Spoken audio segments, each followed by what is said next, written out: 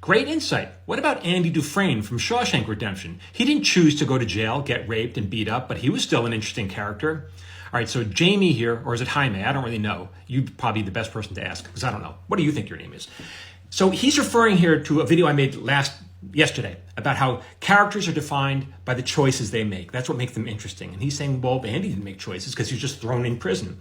Okay, very often in any kind of story, something is thrust on the main character. A plane carrying a bunch of athletes crashes in the Andes. Now what? All right, so here in this case, a man convicted of a crime he didn't commit is thrown in prison.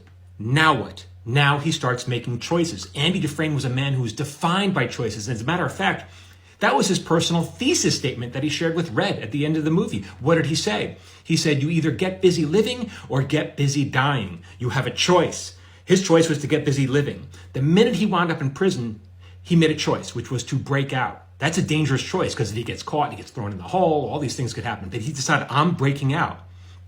And so what did he do? The first person he befriended was Red. Why Red? Because Red was the guy who could get him the tools necessary to break out at all costs, right? He got the geological hammer, the Rita Hayworth poster to cover the hole in the wall.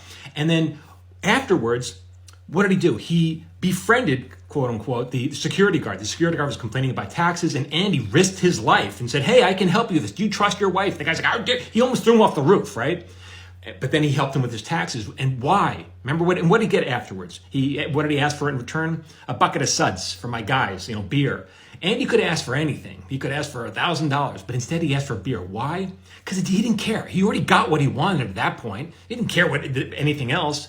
He got what he wanted, which was to ingratiate himself with the guard and later work up the ladder so he can ingratiate himself with the warden as all part of his plan to hopefully break out of prison. Every decision he made was that choice to help to break out at all costs. They were dangerous decisions. So writing is simple. It's not easy, but it's simple. I think it helps if you look at it in that terms. And if you want more tips, sign up to my free newsletter. I call it my watch list. And it's free. It goes out every Friday. You can get on it here. Thanks for the question.